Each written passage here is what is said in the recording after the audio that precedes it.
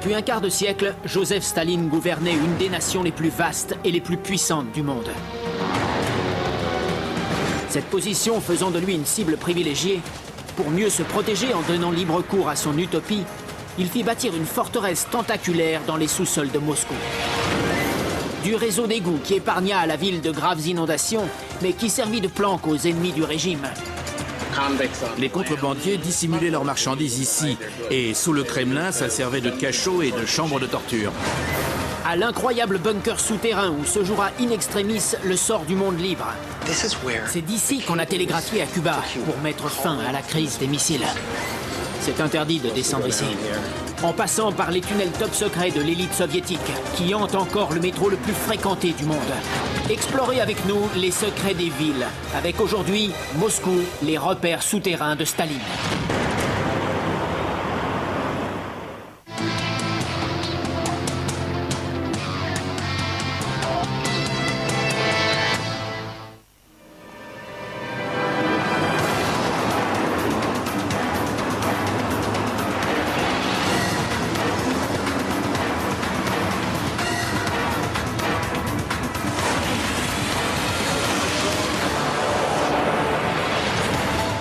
Je m'appelle Don Wildman. Aujourd'hui, je suis à Moscou, la plus grande ville d'Europe, et le centre du pouvoir du plus vaste pays du monde. Depuis plus de 700 ans, la Russie est gouvernée par des tout-puissants, parmi les plus brillants, mais aussi les plus impitoyables qu'ait connue l'histoire. Nul n'aura laissé de plus profondes séquelles que Joseph Staline. En gouvernant l'Union soviétique pendant plus de 30 ans, il transforme une nation décimée par la guerre en un géant industriel et militaire. Mais il bâtira son succès sur le sacrifice atroce de millions de ses compatriotes. Après avoir enfermé son peuple derrière un ignoble rideau de fer. Pour cela, Staline transforme la Russie en un État ultra-policé et fait de la capitale de Moscou une prison virtuelle, en surface comme en sous-sol. Bordée par la Moskova, Moscou, capitale de la Fédération de Russie, abrite plus de 10 millions d'habitants. Mais pendant près de 2 siècles, de 1721 à 1917, c'est un immense village qui ne représente qu'une infime partie du vaste empire russe. Tout change en 1917, quand le tsar Nicolas II est renversé par une sanglante révolution socialiste. L'Empire russe devient alors l'Union des républiques socialistes soviétiques et transfère en 1918 sa capitale à Saint-Pétersbourg, à Moscou. De sorte que la nouvelle nation reparte sur de bonnes bases pour édifier son utopie socialiste moderne. En 1922, Joseph Staline émerge en puissant et impitoyable dictateur à la tête de l'Union soviétique. Dans les années 30, il commence à purger le parti communiste de ses dissidents. Quiconque contredit ou critique sa doctrine est emprisonné, exécuté ou disparaît mystérieusement. Pour défendre la ville de ses ennemis, Staline lance une campagne massive de construction souterraine.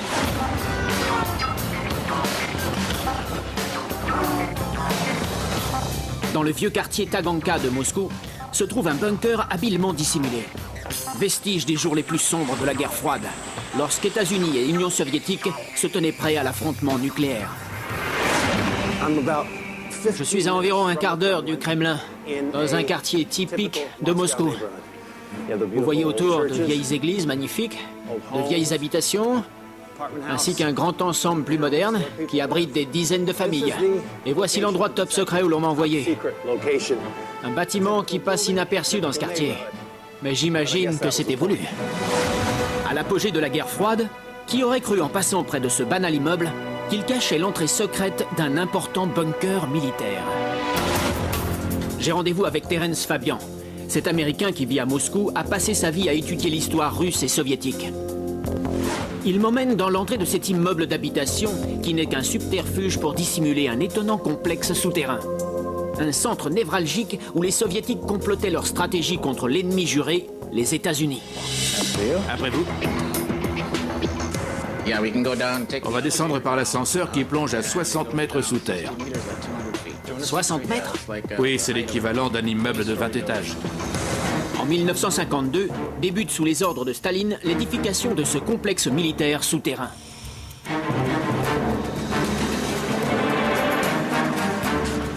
Hein? Oui. C'est parti.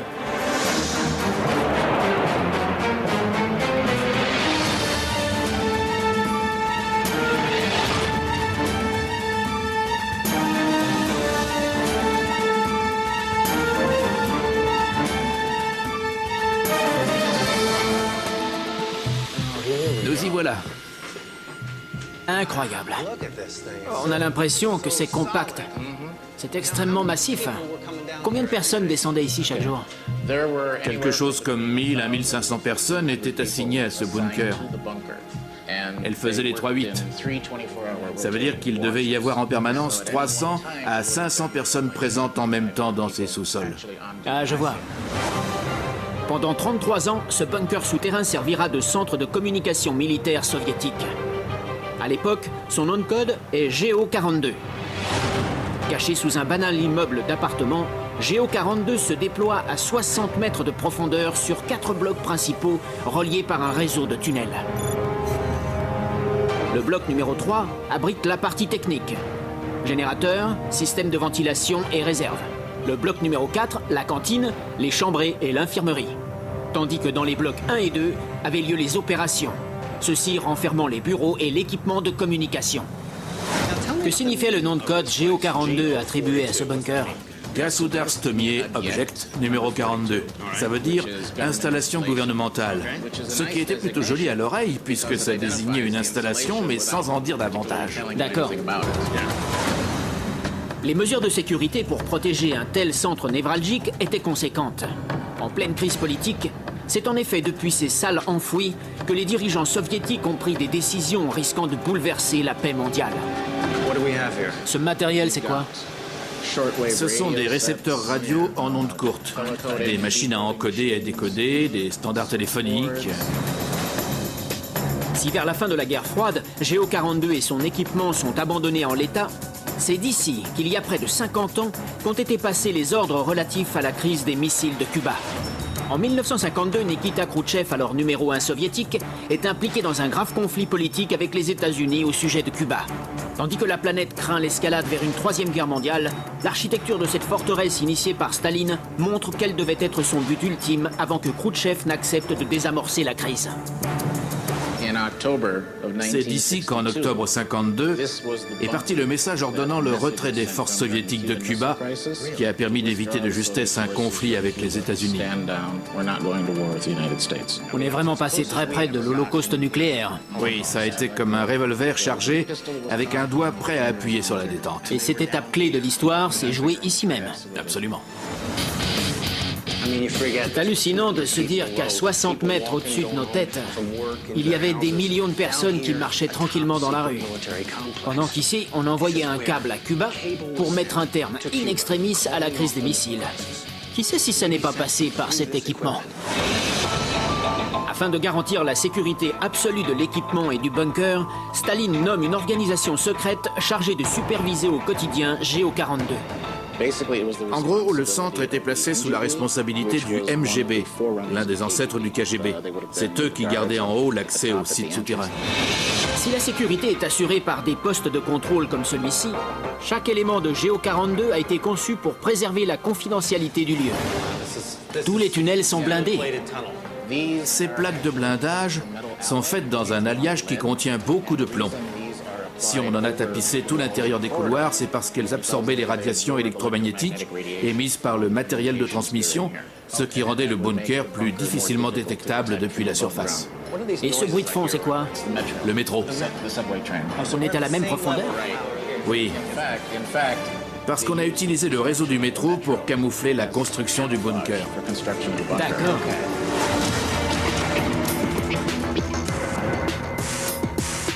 Là, on arrive tout au bout du long tunnel d'évacuation.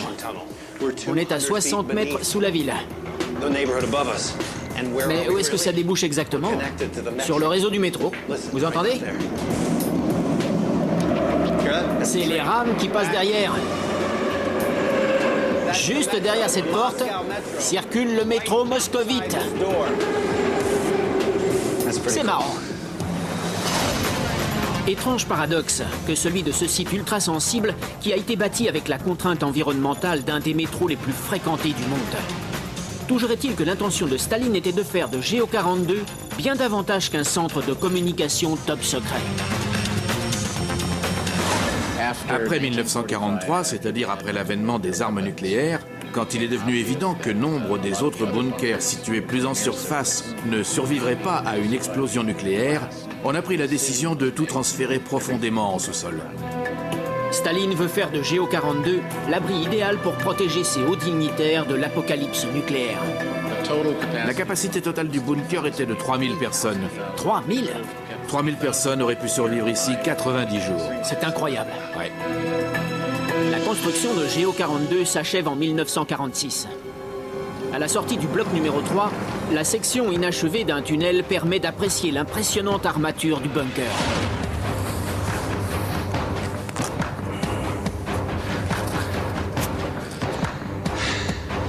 Bon. Descente. Dans le chef-d'œuvre du dictateur Joseph Staline. Voici un excellent moyen de vous montrer à quoi ressemblait le travail de construction. Chacune de ces plaques d'acier recourbées fait 2 mètres de long. On les assemblait les unes après les autres, comme un jeu de construction géant. Les ouvriers boulonnaient ça en serrant un bloc, et ensuite, par les petits trous que vous voyez ici, on injectait du béton. On coulait 1,50 m d'épaisseur de béton derrière ce tunnel d'acier. Vous imaginez le travail de forçat pour avancer tout doucement, au rythme que ça devait prendre, afin de bâtir cette incroyable forteresse capable de résister à la fin du monde. Vous vous rendez compte de la paranoïa induite par la menace nucléaire? Pour que des gens s'échinent à construire des tunnels sans fin à 60 mètres sous terre, pendant que de l'autre côté, aux USA, les gens creusaient des abris anti-atomiques familiaux dans leur jardin. Sauf que là-bas, c'était l'affaire de chacun de se protéger. Et ici, le délire d'un seul homme mégalomaniaque, Joseph Staline.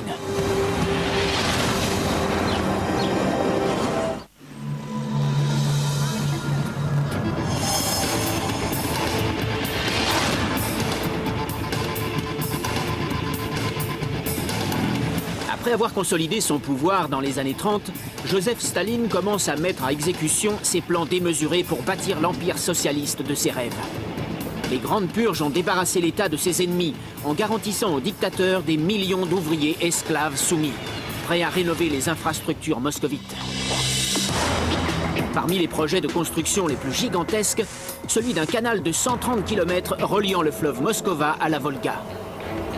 25 000 personnes y laisseront leur vie. De nombreuses victimes seront enterrées à l'endroit où elles tombèrent. Malheureusement, cette hécatombe n'est qu'une goutte d'eau dans l'entreprise totalitaire de Staline pour moderniser la capitale. Il construira également l'un des plus vastes métros du monde, ainsi que d'immenses parcs et des monuments grandiloquents, en améliorant pratiquement toutes les infrastructures moscovites en surface comme sous terre. Ces tuyaux géants qui courent à travers le quartier datent du réseau de chauffage central de l'ère soviétique. La plupart des habitations moscovites continuent de recevoir chauffage et eau chaude depuis une centrale construite sous Staline. En même temps qu'il a développé ce système, il a fait creuser le réseau d'égouts de la capitale. J'ai rendez-vous avec quelqu'un pour voir à quoi ça ressemble en sous-sol. Je retrouve Terence Fabian.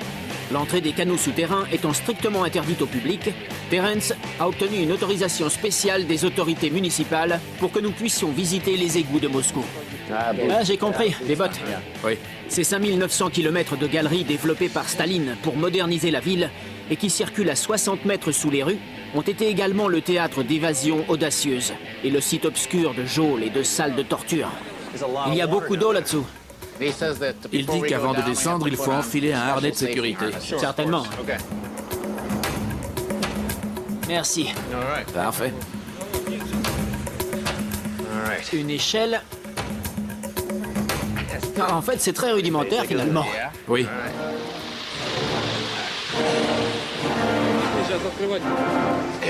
Descente dans les tunnels tortueux du cerveau de Staline.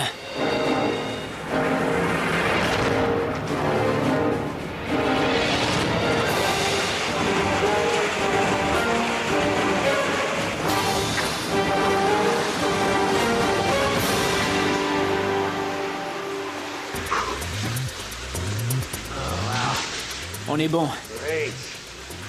C'est parti. Merci beaucoup. Ouais, parti. D'où vient l'eau qui coule ici? Elle va où? C'est l'eau qui provient de la fonte des neiges dans les rues. Elle va jusqu'où? Elle rejoint les eaux provenant d'autres collecteurs d'égouts et elle traverse le centre-ville pour se jeter dans la Moskova. Aujourd'hui, Moscou repose sur un réseau souterrain de 190 rivières.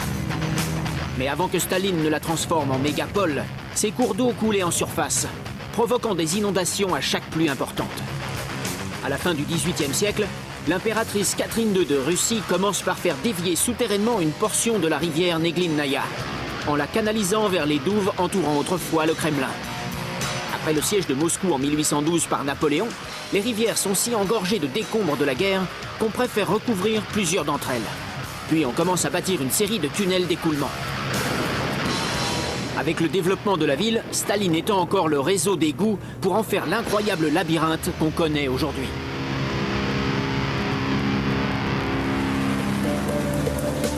Des années durant, ce monde souterrain construit pour sauver la ville des crues offre un abri idéal aux citoyens de l'ombre. Ces tunnels ont abrité des sans-logis, des détenus en cavale, ainsi que des contrebandiers qui y cachaient leurs marchandises. Et sous le Kremlin, il y avait même des geôles et des salles de torture. Ah, je vois. À la différence près qu'en cas de forte précipitation, les flots canalisés dans ces tunnels balayaient tout sur leur passage. Tant que Moscou n'était qu'une ville portuaire surpeuplée, les crues permanentes restaient supportables. Mais en devenant la capitale d'un vaste empire, il fallait que les choses changent, et vite. Les 200 ans pendant lesquels Saint-Pétersbourg a été la capitale de la Russie, Moscou est resté une ville très négligée. Au début du XXe siècle, ce n'était encore qu'un gros village sans armature urbaine. Ce n'est qu'en 1931 qu'on a voulu en faire une capitale moderne. Staline était obsédé à l'idée de faire rapidement de Moscou l'emblème de son délire totalitaire. Pour cela, il fallait d'abord maîtriser ses cours d'eau. Ses ingénieurs commencent par réparer les tunnels existants, comme celui-ci. Puis, ils construisent un nouveau réseau d'égouts destiné à juguler définitivement les inondations. Mais pour tenir les délais stricts imposés par Staline, il faut alors une main-d'œuvre considérable et peu coûteuse. Mais qui étaient ces personnes qui ont creusé ces tunnels? Dans les années 1930, on a commencé à exploiter la force de travail des prisonniers. Et on s'est dit, pourquoi ne pas les faire participer à la modernisation des tunnels dans le cadre de la modernisation de la capitale? Mais les prisons ne comptant pas assez de criminels pour satisfaire aux caprices de Staline, ce dernier enrôle un autre type de main-d'œuvre, les ennemis de la révolution. Quiconque s'oppose au régime ou ose le critiquer est jeté dans un goulag, un camp de travaux forcés. Des millions de Russes s'échineront en labeur jusqu'à y laisser leur vie, tandis que d'autres seront tout bonnement assassinés. L'écrivain Solzhenitsyn a estimé que sous le règne de Staline, quelques 60 millions de personnes sont mortes. C'est 3 fois le nombre de victimes de la Seconde Guerre mondiale. 60 millions de personnes sacrifiées. C'est le prix qu'il a fait payer à son pays pour le moderniser aussi vite que possible. Exactement. Dans quel délai? 10 ou 20 ans peut-être, pour faire passer l'Union soviétique de l'état de pays du tiers-monde à celui de première puissance militaire. Si ces égouts recueillent aujourd'hui les eaux d'écoulement des quartiers en les protégeant des crues et des maladies, le réseau à peine achevé par Staline se retourne contre lui. Quiconque est traqué par les services secrets du dictateur pour s'être opposé au régime trouve dans ces galeries une échappatoire. Quand le KGB, quand la police secrète poursuivait des opposants, ceux-ci trouvaient refuge dans ces tunnels pour mieux s'enfuir, n'est-ce pas? Oui, souvent pour s'évader, pas uniquement à l'époque de Staline, mais aussi très récemment, au début des années 90, puisqu'on raconte que des gens ont fui la Maison-Blanche de Moscou pendant la tentative de coup d'État d'octobre. Par Maison-Blanche, vous voulez dire le bâtiment du gouvernement à Moscou? Absolument. Ils ont fui dans les conduites de chauffage central, puis par des tunnels de ventilation et enfin par les égouts. L'immense chantier imaginé par Staline pour moderniser Moscou et la protéger des crues donne au final un vaste réseau souterrain servant ses opposants, qu'il utilise pour se dérober à son emprise.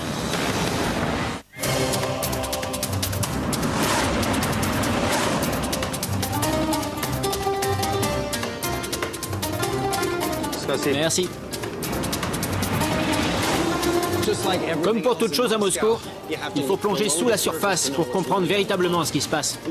Le métro moscovite a beau être le plus beau du monde avec ses lustres, ses carreaux de marbre et ses fresques en mosaïque. Son but ultime est de réussir à protéger civils et gouvernements en cas de crise, même si dorénavant il n'y a plus de risque de conflit nucléaire. Terence Fabian, expert militaire, m'emmènera tout à l'heure visiter la station Chisty Proudy pour me montrer les preuves de l'objectif ultime dissimulé derrière ce splendide métro.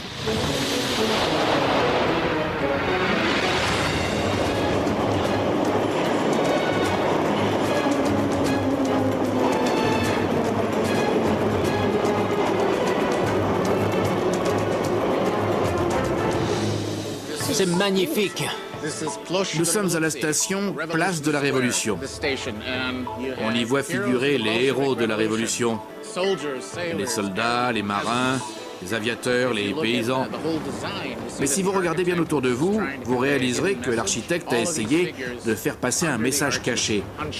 Tous ces personnages ont le dos courbé sous les voûtes. L'architecte a voulu suggérer par là le poids insupportable de la répression exercée par Staline. Et c'est passé. Sous l'ère soviétique, vous pouviez suggérer les choses de manière très subtile, tout en douceur. Les gens savaient parfaitement lire entre les lignes. Si la finesse du message aura échappé à la police secrète de Staline, la création d'un métro moderne restera la clé de voûte de ses ambitions modernisatrices. Ainsi, la construction de la première ligne connue sous le nom de ligne rouge débute-t-elle en 1932. 3 ans plus tard, elle ouvre et 10 stations desservent près de 8 km. En 1938, 2 autres lignes de métro se croisent à 30 mètres sous la ville. Aujourd'hui, Moscou possède le réseau le plus dense du monde. Mais ces tunnels qu'empruntent chaque jour des millions de citoyens ne sont que la partie visible du vaste monde souterrain de Staline. Combien d'usagers prennent ces lignes chaque jour? En semaine, entre 8 et 9 millions. Tant que ça par jour? Oui, sur toute l'année, ça fait à peu près 3 milliards d'usagers. Milliards? Exact. La moitié de la population de la planète. Il a fallu la main-d'œuvre de 75 000 ouvriers pendant 5 ans pour creuser l'un des métros les plus profonds du monde. Nombre d'entre eux étaient des mineurs et des ouvriers de l'acier. D'autres de simples étudiants volontaires pour contribuer à la vision stalinienne d'un État socialiste moderne. Mais l'objectif ultime du métro de Moscou était de protéger les moscovites des bombes d'Hitler. L'une des raisons pour lesquelles on a creusé ce métro si profondément était qu'il fallait pouvoir protéger les habitants des bombardements hitlériens, car Staline avait compris qu'à un moment, la guerre contre les nazis serait inéluctable. Les stations restaient ouvertes toute la nuit pour les moscovites. Staline a vu juste. Le 2 octobre 1941, l'envahisseur nazi lance ses premiers raids aériens sur Moscou. Au cours de la première vague seulement, plus de 100 tonnes d'explosifs et 46 000 bombes incendiaires sont larguées sur la ville.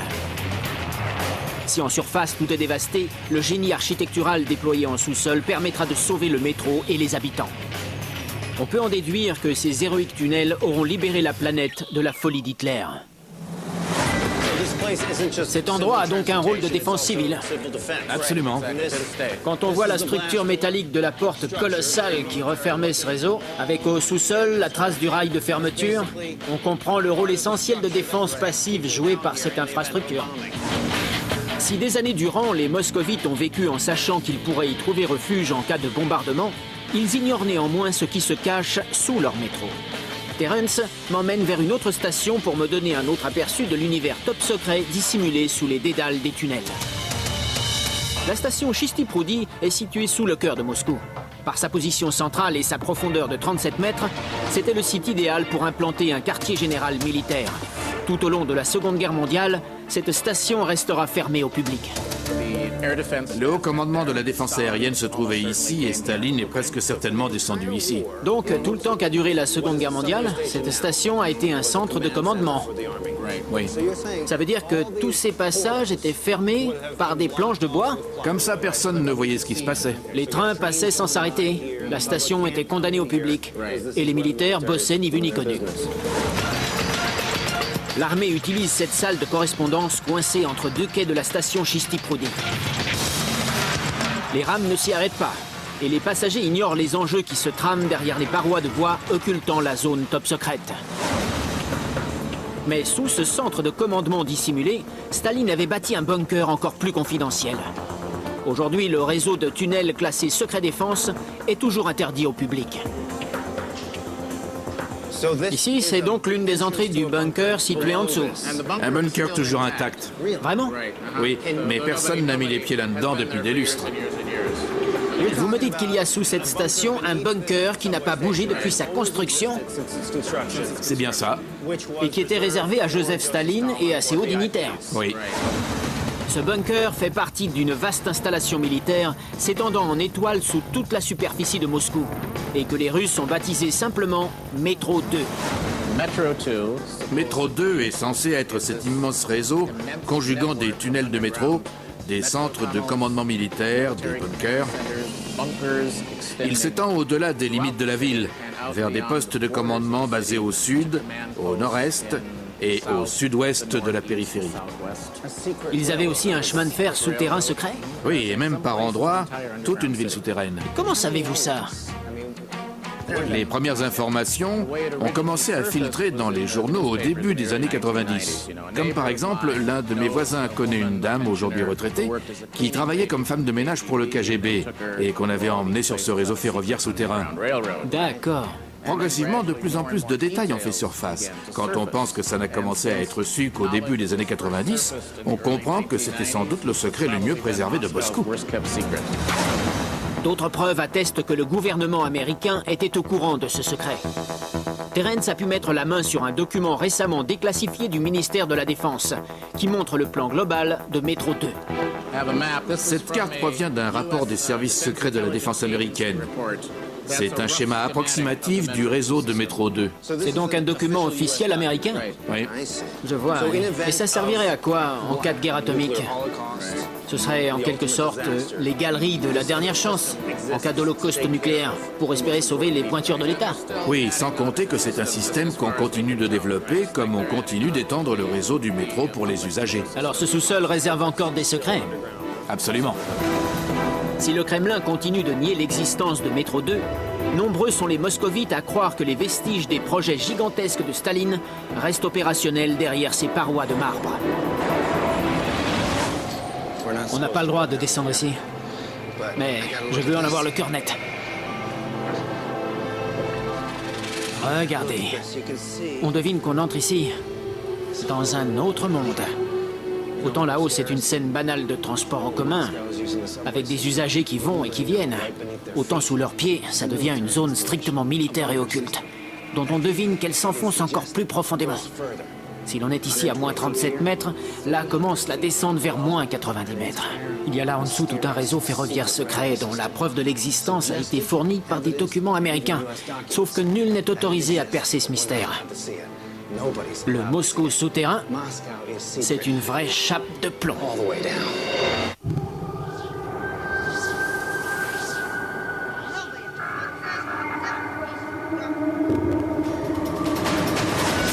Staline gouvernait avec une main de fer.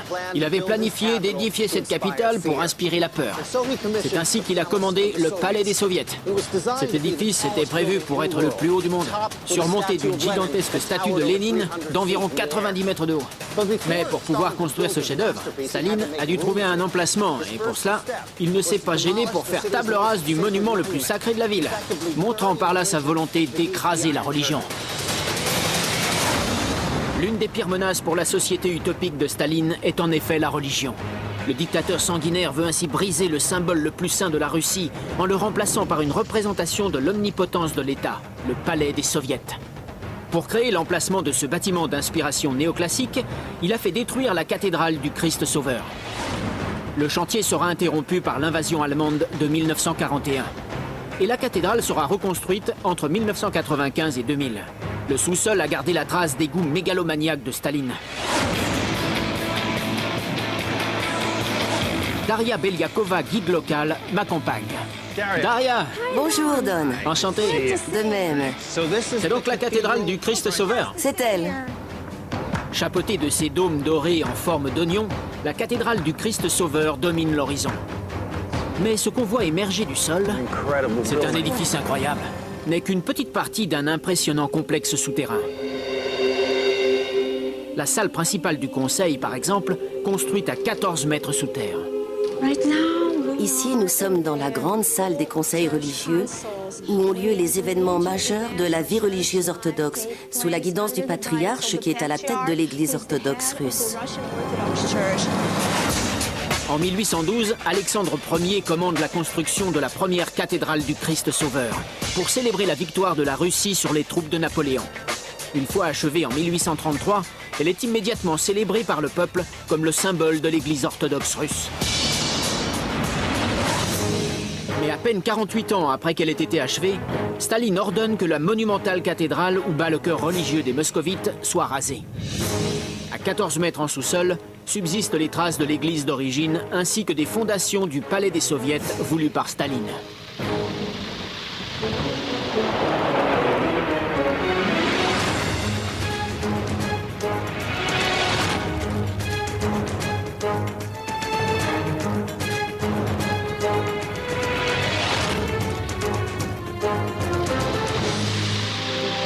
Daria me présente Oleg Bogdanov, un expert en bâtiment qui connaît le moindre secret de l'édifice le plus sacré de Russie. Qu'est-il arrivé à la cathédrale qui se dressait ici, à l'origine? En 1931, on l'a fait exploser et détruire sur l'ordre direct de Staline. Pourquoi a-t-il fait ça? Parce que les communistes poursuivaient un but unique. Dans tout le cours de l'histoire, on ne trouve pas un seul exemple de nation qui n'ait pas de Dieu à adorer. Or, c'est ce à quoi les communistes voulaient arriver. Il n'y avait pas de terrain d'entente possible pour que communisme et orthodoxie espèrent cohabiter. Tous deux étaient des rivaux absolus.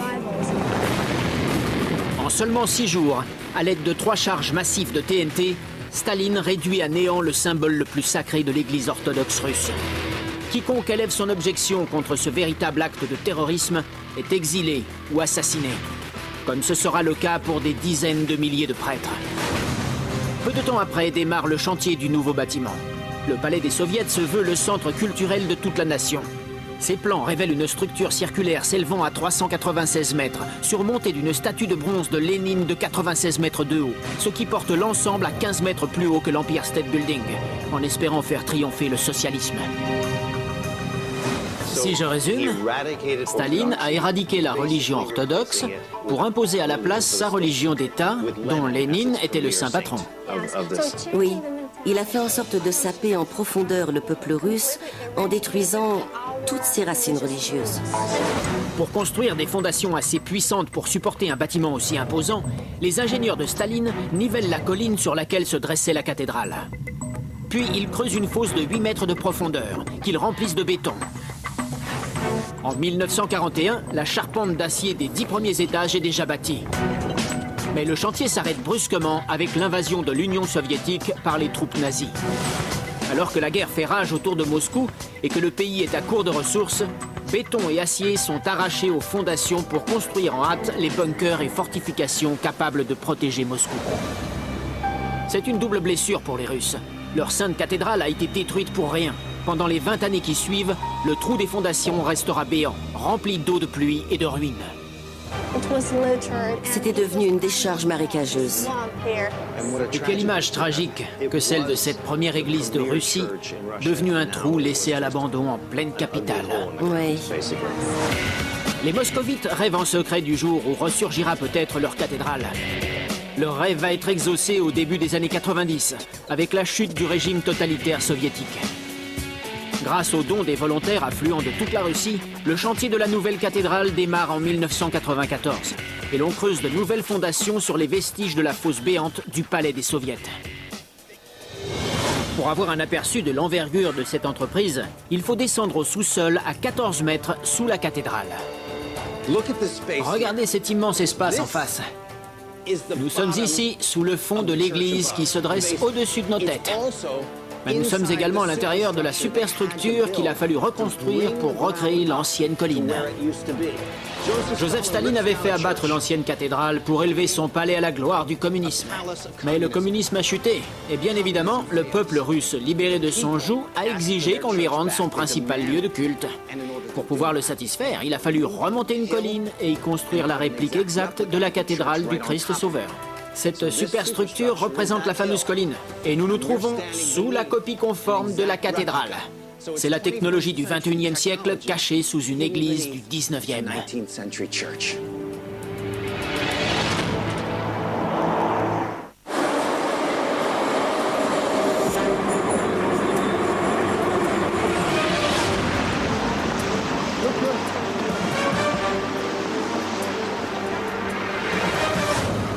Dès les années 30, Staline savait qu'un jour ou l'autre, il lui faudrait affronter Hitler.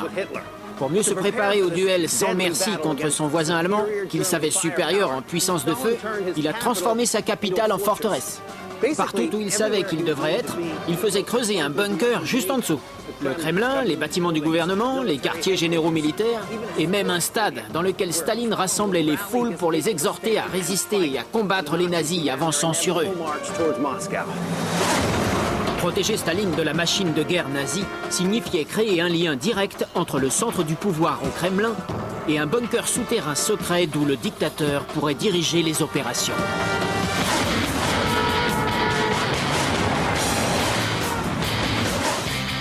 Là-haut, c'est le stade, n'est-ce pas? Oui, c'est le stade.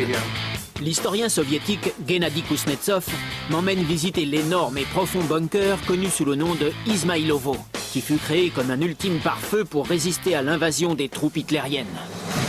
En vérité, le marché, comme tout le reste ici, faisait partie d'un vaste complexe militaire. Exactement, oui. Staline a déjà fait construire un réseau de bunkers sous le Kremlin. Mais dans l'éventualité où le gouvernement central tomberait aux mains de l'ennemi, il lui faut un poste où se rabattre en sécurité à la périphérie de la ville pour mener son dernier combat. Le site choisi, un stade olympique.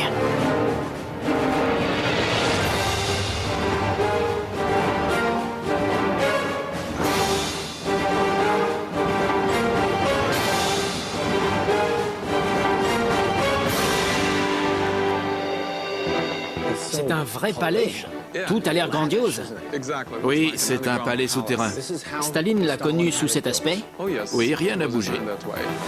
En 1933, Staline annonce la construction sur ce site d'un nouveau stade olympique. Ce que son peuple ignore, c'est qu'à 7 mètres en sous-sol, on bâtit une installation autrement plus importante aux yeux du dictateur. Quand vous parlez de construction, vous n'évoquez pas seulement celle de ce bunker, mais aussi celle du stade au-dessus. Exactement, les deux ont été bâtis en même temps. Pourquoi ? Parce que le stade devait servir de couverture à la construction du bunker. D'accord. Mais en 1939, les premières grandes batailles de la Seconde Guerre mondiale qui font rage incitent les Soviétiques à mettre dans les forts de guerre tout leur argent et leur main-d'œuvre. La construction du stade restera inachevée. Ça représente quel espace souterrain? Après son achèvement, ça représentait 93 000 mètres carrés. 93 000? Oui. Le bunker a été creusé jusqu'à 4 niveaux de profondeur sous une colline adjacente au stade. Des salles accueillaient chars, armes et réserves. Au centre se trouvait la salle principale de conférence, ainsi que le bureau personnel de Staline. Chaque pièce était construite à l'épreuve des bombes, grâce à plusieurs épaisseurs de béton armé. Mais Izmaïlovo est bien davantage qu'un bunker géant sous un stade. C'est un réseau complexe de lignes de métro souterraines et de routes reliant la ville secrète au Kremlin. Les réserves stockées ici auraient permis au gouvernement de Staline de tenir le siège plusieurs mois d'affilée. Comment arrive-t-on ici depuis le Kremlin? Par un tunnel. Un tunnel spécial a été creusé entre ce bunker et le Kremlin.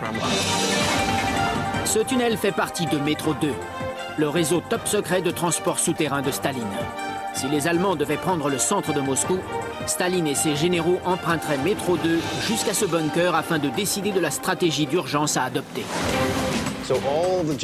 On aurait donc vu ici tous les généraux et les hauts dignitaires écouter Staline parler depuis cette chaise. Oui, on peut imaginer la scène, sauf qu'il préférait ne pas s'asseoir, mais marcher en parlant. Ou alors il serait venu parler depuis le centre de cette rotonde, où l'acoustique a une résonance caractéristique. Cet étonnant effet de résonance, typique de la construction des églises russes, s'obtient en insérant des pots de terre vides dans le centre du dôme. Les pots capturent les sons et les font circuler en créant une réverbération amplifiée. Au contraire des microphones, cette amplification naturelle est indétectable par les outils de surveillance et ne risque pas de tomber en panne en cas de coupure de courant. Mais Staline avait d'autres raisons à ça. Il avait une voix très faible. Il fallait donc que tout le monde puisse l'entendre. Ce procédé acoustique servait en même temps à amplifier le personnage et à lui donner de la puissance. Donc en parlant depuis le centre de la coupole, on se sent comme Dieu tout-puissant. Voilà. Si Staline devait s'adresser à son élite depuis cette rotonde souterraine, les conversations privées étaient prévues pour se tenir en tête-à-tête dans son bureau. Voici son bureau, avec ses 3 téléphones, l'un relié au NKVD ou au KGB. La police secrète. Exactement. Le second pour les conversations avec le quartier général des armées et le 3e avec le gouvernement. Profondément paranoïaque, Staline avait l'obsession d'éliminer ses ennemis potentiels en utilisant sa police secrète pour jeter des millions de ses compatriotes, parmi lesquels certains de ses meilleurs généraux, en camp de concentration, au point d'être aveugle au danger immédiat d'Hitler. Il a complètement ignoré les informations fournies par les services secrets postés à l'ouest du pays, comme quoi les troupes nazies allaient envahir l'Union soviétique le 22 juin. Si Joseph Staline s'est préparé à une guerre contre l'Allemagne, il ne s'attend pas à ce qu'elle arrive si vite. En 1939, l'Allemagne et l'Union soviétique signent un pacte de non-agression. Staline pensant qu'il sera respecté. Mais quand l'information tombe qu'Hitler lance l'attaque, Staline en est profondément choqué. C'était un Géorgien qui avait été élevé selon les traditions du Caucase. Quand un homme promet quelque chose, il doit tenir sa promesse. C'était une trahison d'Hitler. Ça a été très dur à accepter. Comme une dépression. Oui. Pendant 5 longues journées, la nation attend que son chef suprême se remette, alors que les troupes allemandes ont déjà pénétré le pays, écrasant une armée soviétique prise au dépourvu. Quand Staline émerge enfin, il se lance tête baissée dans l'action, transformant les usines civiles en fabriques de munitions et exhortant son peuple à combattre. En décembre 1941, les perspectives sont fort sombres pour l'armée rouge. Les divisions de panzer allemands se sont postées à 30 km autour de Moscou. Tout porte à croire que Staline devra passer le reste de la guerre terré dans son immense bunker sous le stade olympique. Mais avec l'arrivée des températures hivernales et les défenses moscovites tenant bon, Hitler réalise l'énorme erreur stratégique qu'il a commise. Sur les 4 mois de la bataille de Moscou, on estime les pertes à 200 000 soldats allemands, tandis que les soviétiques déplorent 1 million de morts. Avec le retrait forcé des troupes allemandes, s'amorce le début de la fin de la guerre.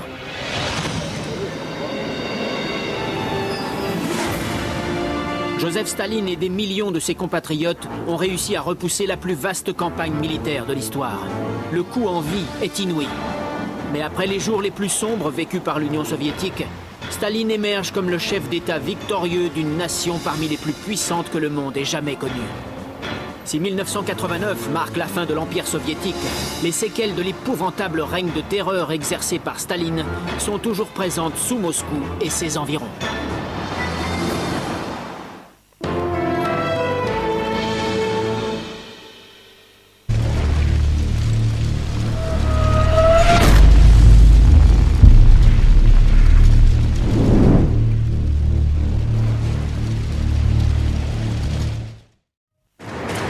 Depuis un quart de siècle, Joseph Staline gouvernait une des nations les plus vastes et les plus puissantes du monde. Cette position faisant de lui une cible privilégiée, pour mieux se protéger en donnant libre cours à son utopie, il fit bâtir une forteresse tentaculaire dans les sous-sols de Moscou. Du réseau d'égouts qui épargna à la ville de graves inondations, mais qui servit de planque aux ennemis du régime. Les contrebandiers dissimulaient leurs marchandises ici, et sous le Kremlin, ça servait de cachot et de chambre de torture. À l'incroyable bunker souterrain où se jouera in extremis le sort du monde libre. C'est d'ici qu'on a télégraphié à Cuba pour mettre fin à la crise des missiles. C'est interdit de descendre ici. En passant par les tunnels top secrets de l'élite soviétique, qui hante encore le métro le plus fréquenté du monde. Explorez avec nous les secrets des villes, avec aujourd'hui, Moscou, les repères souterrains de Staline.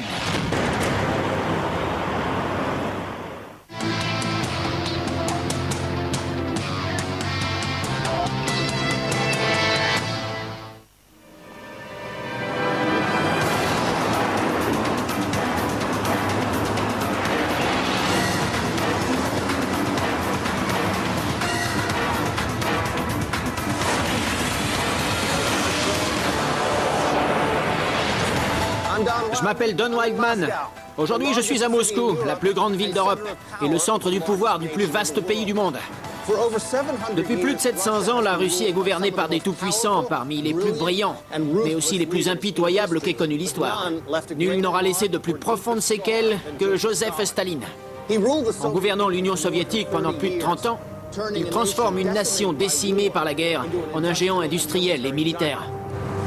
Mais il bâtira son succès sur le sacrifice atroce de millions de ses compatriotes. Après avoir enfermé son peuple derrière un ignoble rideau de fer. Pour cela, Staline transforme la Russie en un État ultra-policé et fait de la capitale de Moscou une prison virtuelle, en surface comme en sous-sol. Bordée par la Moskova, Moscou, capitale de la Fédération de Russie, abrite plus de 10 millions d'habitants. Mais pendant près de 2 siècles, de 1721 à 1917, c'est un immense village qui ne représente qu'une infime partie du vaste empire russe. Tout change en 1917, quand le tsar Nicolas II est renversé par une sanglante révolution socialiste. L'Empire russe devient alors l'Union des républiques socialistes soviétiques et transfère en 1918 sa capitale à Saint-Pétersbourg, à Moscou, l'Union soviétique par les troupes nazies. Alors que la guerre fait rage autour de Moscou et que le pays est à court de ressources, béton et acier sont arrachés aux fondations pour construire en hâte les bunkers et fortifications capables de protéger Moscou. C'est une double blessure pour les Russes.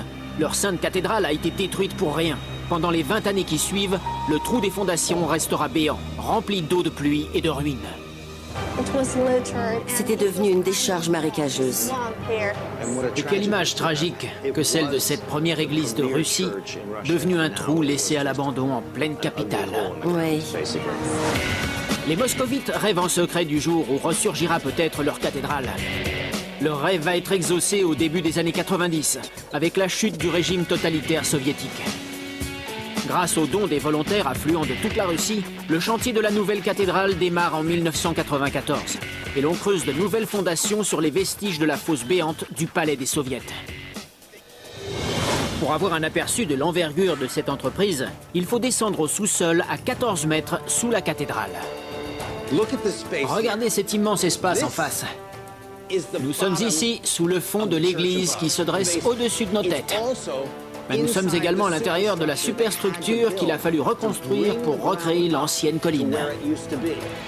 Joseph Staline avait fait abattre l'ancienne cathédrale pour élever son palais à la gloire du communisme. Mais le communisme a chuté, et bien évidemment, le peuple russe, libéré de son joug, a exigé qu'on lui rende son principal lieu de culte. Pour pouvoir le satisfaire, il a fallu remonter une colline et y construire la réplique exacte de la cathédrale du Christ Sauveur. Cette superstructure représente la fameuse colline, et nous nous trouvons sous la copie conforme de la cathédrale. C'est la technologie du XXIe siècle cachée sous une église du XIXe.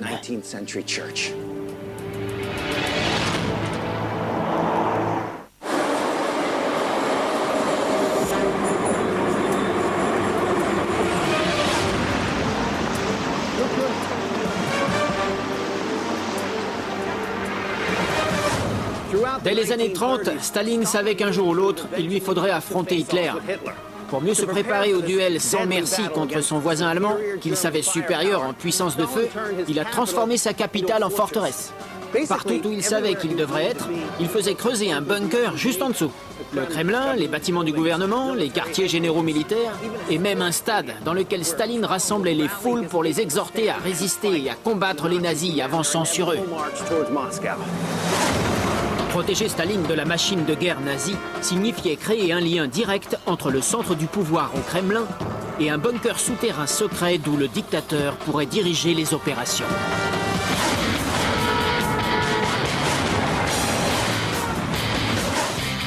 Cageuse. Et quelle image tragique que celle de cette première église de Russie, devenue un trou laissé à l'abandon en pleine capitale.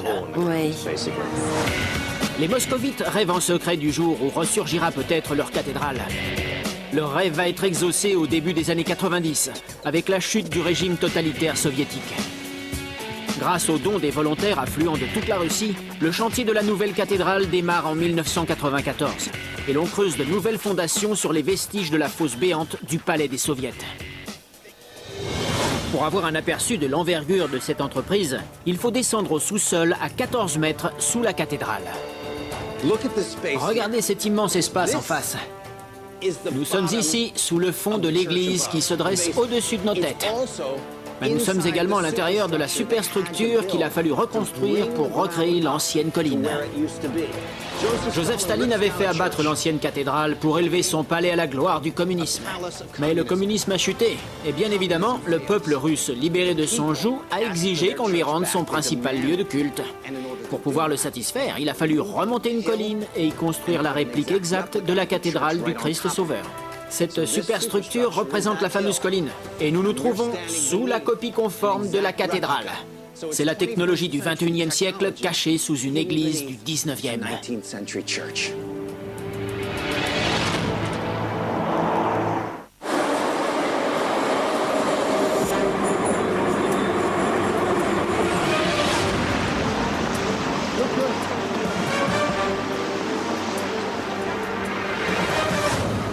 Dès les années 30, Staline savait qu'un jour ou l'autre, il lui faudrait affronter Hitler.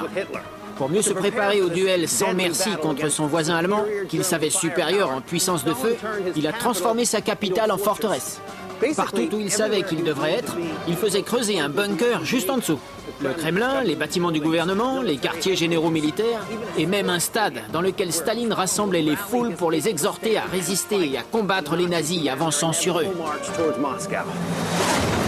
Protéger Staline de la machine de guerre nazie signifiait créer un lien direct entre le centre du pouvoir au Kremlin et un bunker souterrain secret d'où le dictateur pourrait diriger les opérations.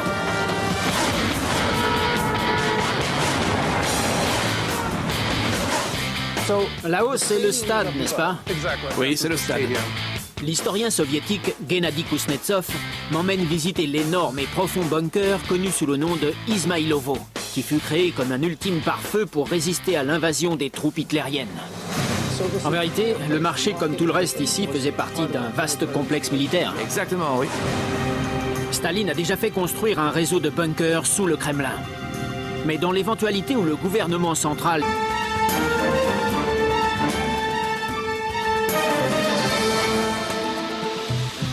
Nous y voilà. Incroyable. On a l'impression que c'est compact. C'est extrêmement massif. Combien de personnes descendaient ici chaque jour? Quelque chose comme 1000 à 1500 personnes étaient assignées à ce bunker. Elles faisaient les 3-8. Ça veut dire qu'il devait y avoir en permanence 300 à 500 personnes présentes en même temps dans ces sous-sols. Ah, je vois. Pendant 33 ans, ce bunker souterrain servira de centre de communication militaire soviétique. À l'époque, son nom de code est GO42. Caché sous un banal immeuble d'appartements, GO42 se déploie à 60 mètres de profondeur sur 4 blocs principaux reliés par un réseau de tunnels. Le bloc numéro 3 abrite la partie technique. Générateur, système de ventilation et réserve. Le bloc numéro 4, la cantine, les chambrées et l'infirmerie. Tandis que dans les blocs 1 et 2 avaient lieu les opérations. Ceux-ci renfermant les bureaux et l'équipement de communication. Que signifiait le nom de code GO42 attribué à ce bunker? Gasudarstvoye Object numéro 42. Ça veut dire installation gouvernementale. Ce qui était plutôt joli à l'oreille, puisque ça désignait une installation, mais sans en dire davantage. D'accord.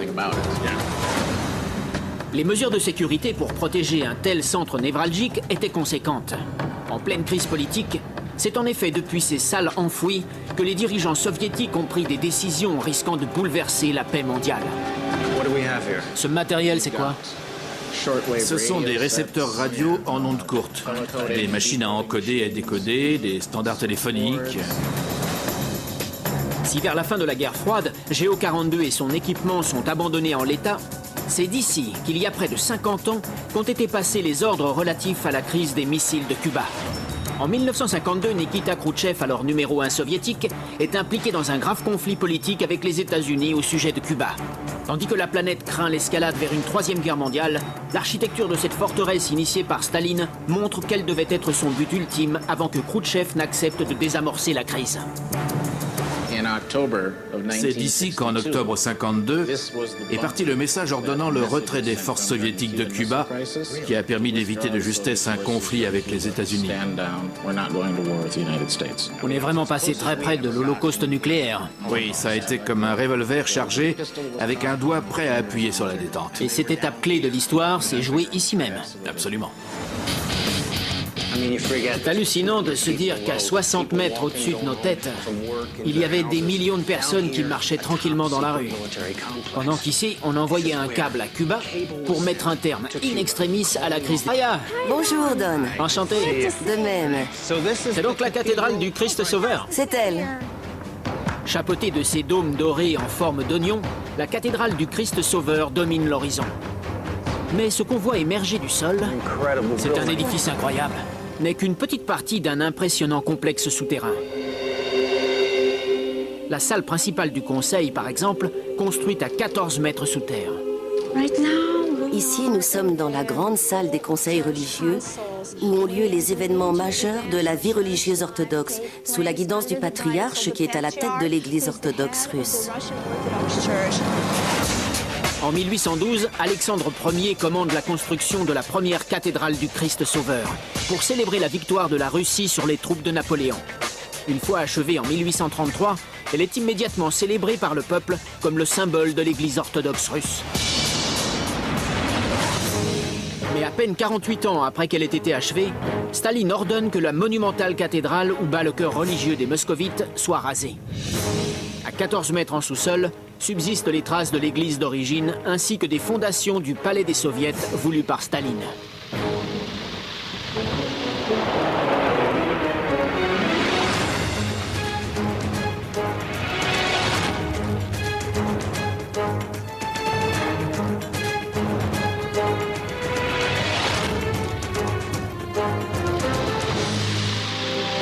Daria me présente Oleg Bogdanov, un expert en bâtiment qui connaît le moindre secret de l'édifice le plus sacré de Russie. Qu'est-il arrivé à la cathédrale qui se dressait ici, à l'origine? En 1931, on l'a fait exploser et détruire sur l'ordre direct de Staline. Pourquoi a-t-il fait ça? Parce que les communistes poursuivaient un but unique. Dans tout le cours de l'histoire, on ne trouve pas un seul exemple de nation qui n'ait pas de Dieu à adorer. Or, c'est ce à quoi les communistes voulaient arriver. Il n'y avait pas de terrain d'entente possible pour que communisme et orthodoxie espèrent cohabiter. Tous deux étaient des rivaux absolus. En seulement 6 jours, à l'aide de 3 charges massives de TNT, Staline réduit à néant le symbole le plus sacré de l'Église orthodoxe russe. Quiconque élève son objection contre ce véritable acte de terrorisme est exilé ou assassiné, comme ce sera le cas pour des dizaines de milliers de prêtres. Peu de temps après démarre le chantier du nouveau bâtiment. Le palais des soviets se veut le centre culturel de toute la nation. Ses plans révèlent une structure circulaire s'élevant à 396 mètres, surmontée d'une statue de bronze de Lénine de 96 mètres de haut, ce qui porte l'ensemble à 15 mètres plus haut que l'Empire State Building, en espérant faire triompher le socialisme. Si je résume, Staline a éradiqué la religion orthodoxe, un document récemment déclassifié du ministère de la Défense, qui montre le plan global de Métro 2. Cette carte provient d'un rapport des services secrets de la défense américaine. C'est un schéma approximatif du réseau de Métro 2. C'est donc un document officiel américain? Oui. Je vois. Et ça servirait à quoi en cas de guerre atomique? Ce serait en quelque sorte les galeries de la dernière chance, en cas d'holocauste nucléaire, pour espérer sauver les pointures de l'État. Oui, sans compter que c'est un système qu'on continue de développer comme on continue d'étendre le réseau du métro pour les usagers. Alors ce sous-sol réserve encore des secrets? Absolument. Si le Kremlin continue de nier l'existence de Métro 2, nombreux sont les moscovites à croire que les vestiges des projets gigantesques de Staline restent opérationnels derrière ces parois de marbre. On n'a pas le droit de descendre ici. Mais je veux en avoir le cœur net. Regardez. On devine qu'on entre ici dans un autre monde. Autant là-haut, c'est une scène banale de transport en commun, avec des usagers qui vont et qui viennent. Autant sous leurs pieds, ça devient une zone strictement militaire et occulte, dont on devine qu'elle s'enfonce encore plus profondément. Si l'on est ici à moins 37 mètres, là commence la descente vers moins 90 mètres. Il y a là en dessous tout un réseau ferroviaire secret dont la preuve de l'existence a été fournie par des documents américains. Sauf que nul n'est autorisé à percer ce mystère. Le Moscou souterrain, c'est une vraie chape de plomb.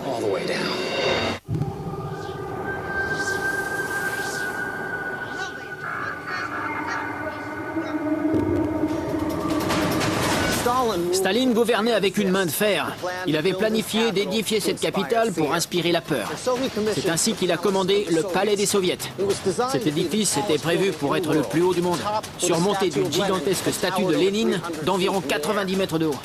Mais pour pouvoir construire ce chef-d'œuvre, Staline a dû trouver un emplacement, et pour cela, il ne s'est pas gêné pour faire table rase du monument le plus sacré de la ville, montrant par là sa volonté d'écraser la religion.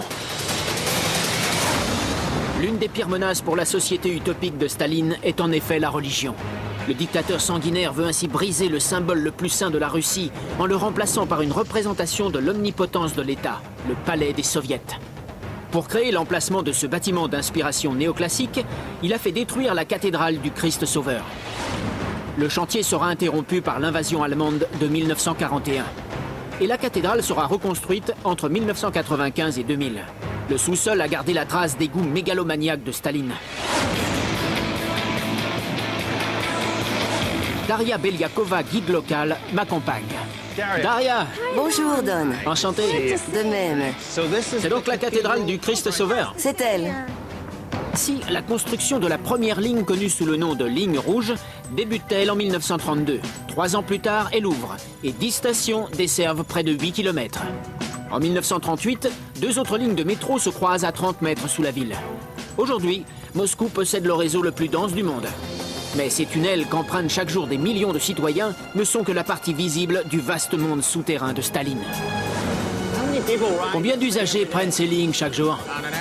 En semaine, entre 8 et 9 millions. Tant que ça par jour? Oui, sur toute l'année, ça fait à peu près 3 milliards d'usagers. Milliards? Exact. La moitié de la population de la planète. Il a fallu la main-d'œuvre de 75 000 ouvriers pendant 5 ans pour creuser l'un des métros les plus profonds du monde. Nombre d'entre eux étaient des mineurs et des ouvriers de l'acier. D'autres de simples étudiants volontaires pour contribuer à la vision stalinienne d'un État socialiste moderne. Mais l'objectif ultime du métro de Moscou était de protéger les moscovites des bombes d'Hitler. L'une des raisons pour lesquelles on a creusé ce métro si profondément était qu'il fallait pouvoir protéger les habitants des bombardements hitlériens, car Staline avait compris qu'à un moment, la guerre contre les nazis serait inéluctable. Les stations restaient ouvertes toute la nuit pour les moscovites. Staline a vu juste. Le 2 octobre 1941, l'envahisseur nazi lance ses premiers raids aériens sur Moscou. Au cours de la première vague seulement, plus de 100 tonnes d'explosifs et 46 000 bombes incendiaires sont larguées sur la ville. Si en surface tout est dévasté, le génie architectural déployé en sous-sol permettra de sauver le métro et les habitants. On peut en déduire que ces héroïques tunnels auront libéré la planète de la folie d'Hitler. Cet endroit a donc un rôle de défense civile. Absolument. Quand on voit la structure métallique de la porte colossale qui refermait ce réseau, avec au sous-sol la trace du rail de fermeture, on comprend le rôle essentiel de défense passive joué par cette infrastructure. Si des années durant, les moscovites ont vécu en sachant qu'ils pourraient y trouver refuge en cas de bombardement, ils ignorent néanmoins ce qui se cache sous leur métro. Terence m'emmène vers une autre station pour me donner un autre aperçu de l'univers top secret dissimulé sous les dédales des tunnels. La station Chisti-Proudi est située sous le cœur de Moscou. Par sa position centrale et sa profondeur de 37 mètres, c'était le site idéal pour implanter un quartier général militaire. Tout au long de la Seconde Guerre mondiale, cette station restera fermée au public. Le haut commandement de la défense aérienne se trouvait ici et Staline est presque certainement descendu ici. Donc, tout le temps qu'a duré la Seconde Guerre mondiale, cette station a été un centre de commandement. Oui. Ça veut dire que tous ces passages étaient fermés par des planches de bois? Comme ça, personne ne voyait ce qui se passait. Les trains passaient sans s'arrêter. La station était condamnée au public. Et les militaires bossaient ni vu ni Sud-ouest de la périphérie. Ils avaient aussi un chemin de fer souterrain secret? Oui, et même par endroits, toute une ville souterraine. Comment savez-vous ça? Les premières informations ont commencé à filtrer dans les journaux au début des années 90. Comme par exemple, l'un de mes voisins connaît une dame, aujourd'hui retraitée, qui travaillait comme femme de ménage pour le KGB et qu'on avait emmenée sur ce réseau ferroviaire souterrain. D'accord. Progressivement, de plus en plus de détails ont fait surface. Quand on pense que ça n'a commencé à être su qu'au début des années 90, on comprend que c'était sans doute le secret le mieux préservé de Moscou. D'autres preuves attestent que le gouvernement américain était au courant de ce secret. Terence a pu mettre la main sur un document récemment déclassifié du ministère de la Défense, qui montre le plan global de Métro 2. Cette carte provient d'un rapport des services secrets de la défense américaine. C'est un schéma approximatif du réseau de Métro 2. C'est donc un document officiel américain? Oui. Je vois. Et ça servirait à quoi en cas de guerre atomique? Ce serait en quelque sorte les galeries de la dernière chance en cas d'holocauste nucléaire pour espérer sauver les pointures de l'État. Oui, sans compter que c'est un système qu'on continue de développer comme on continue d'étendre le réseau du métro pour les usagers. Alors ce sous-sol réserve encore des secrets? Absolument. Si le Kremlin continue de nier l'existence de Métro 2, nombreux sont les moscovites à croire que les vestiges des projets gigantesques de Staline restent opérationnels derrière ces parois de marbre. On n'a pas le droit de descendre ici. Mais je veux en avoir le cœur net. Regardez. On devine qu'on entre ici dans un autre monde. Autant là-haut, c'est une scène banale de transport en commun, avec des usagers qui vont et qui viennent. Autant sous leurs pieds, ça devient une zone strictement militaire et occulte, dont on devine qu'elle s'enfonce encore plus profondément. Si l'on est ici à moins 37 mètres, là commence la descente vers moins 90 mètres. Il y a là en dessous tout un réseau ferroviaire secret dont la preuve de l'existence a été fournie par des documents américains. Sauf que nul n'est autorisé à percer ce mystère. Le Moscou souterrain, c'est une vraie chape de plomb.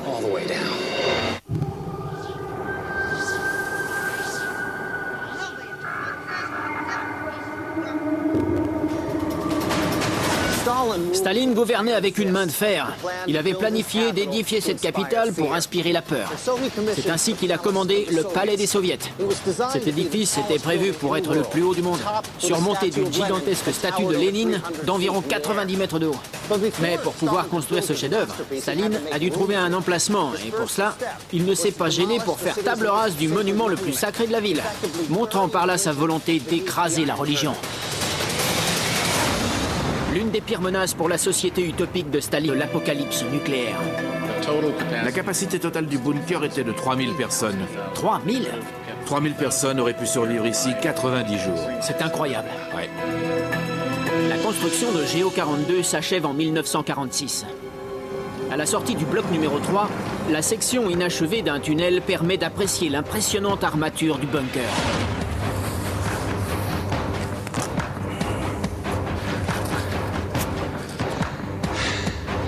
Bon. Descente.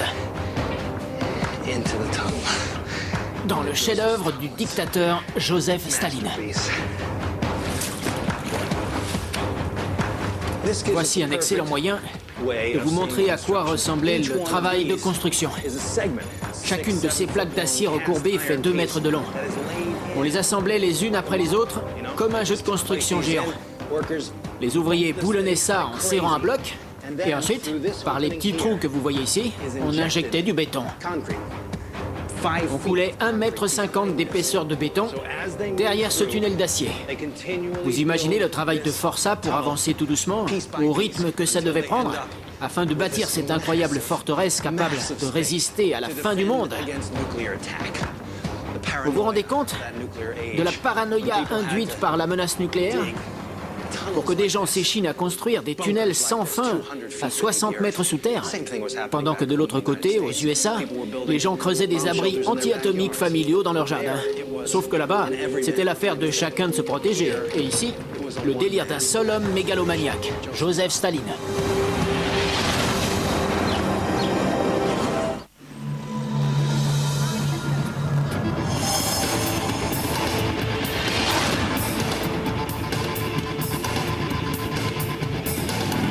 Après avoir consolidé son pouvoir dans les années 30, Joseph Staline commence à mettre à exécution ses plans démesurés pour bâtir l'empire socialiste de ses rêves. Les grandes purges ont débarrassé l'État de ses ennemis en garantissant aux dictateurs des millions d'ouvriers esclaves soumis, prêts à rénover les infrastructures moscovites. Parmi les projets de construction les plus gigantesques, celui d'un canal de 130 km reliant le fleuve Moskova à la Volga. 25 000 personnes y laisseront leur vie. De nombreuses victimes seront enterrées à l'endroit où elles tombèrent. Malheureusement, cette hécatombe n'est qu'une goutte d'eau dans l'entreprise totalitaire de Staline pour moderniser la capitale.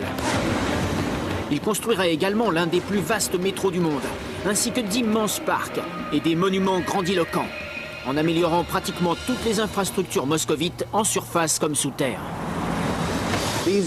Ces tuyaux géants qui courent à travers le quartier datent du réseau de chauffage central de l'ère soviétique, 30 mètres sous la ville. Mais où est-ce que ça débouche exactement? Sur le réseau du métro. Vous entendez? C'est les rames qui passent derrière. Juste derrière cette porte, circule le métro moscovite. C'est marrant. Étrange paradoxe que celui de ce site ultra sensible qui a été bâti avec la contrainte environnementale d'un des métros les plus fréquentés du monde. Toujours est-il que l'intention de Staline était de faire de Geo 42 bien davantage qu'un centre de communication top secret. Après 1943, c'est-à-dire après l'avènement des armes nucléaires, quand il est devenu évident que nombre des autres bunkers situés plus en surface ne survivraient pas à une explosion nucléaire, on a pris la décision de tout transférer profondément en sous-sol. Staline veut faire de Geo 42 l'abri idéal pour protéger ses hauts dignitaires de l'apocalypse nucléaire. La capacité totale du bunker était de 3000 personnes. 3000? 3000 personnes auraient pu survivre ici 90 jours. C'est incroyable. Ouais. La construction de Geo 42 s'achève en 1946. À la sortie du bloc numéro 3, la section inachevée d'un tunnel permet d'apprécier l'impressionnante armature du bunker.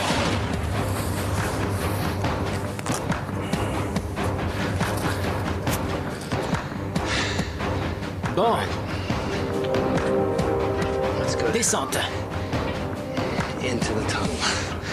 Dans le chef-d'œuvre du dictateur Joseph Staline. Voici un excellent moyen de vous montrer à quoi ressemblait le travail de construction. Chacune de ces plaques d'acier recourbées fait 2 mètres de long. On les assemblait les unes après les autres, comme un jeu de construction géant. Les ouvriers boulonnaient ça en serrant un bloc, et ensuite, par les petits trous que vous voyez ici, on injectait du béton. On coulait 1,50 m d'épaisseur de béton derrière ce tunnel d'acier. Vous imaginez le travail de forçat pour avancer tout doucement, au rythme que ça devait prendre, afin de bâtir cette incroyable forteresse capable de résister à la fin du monde. Vous vous rendez compte de la paranoïa induite par la menace nucléaire? Pour que des gens s'échinent à construire des tunnels sans fin à 60 mètres sous terre, pendant que de l'autre côté, aux USA, les gens creusaient des abris anti-atomiques familiaux dans leur jardin. Sauf que là-bas, c'était l'affaire de chacun de se protéger. Et ici, le délire d'un seul homme mégalomaniaque, Joseph Staline.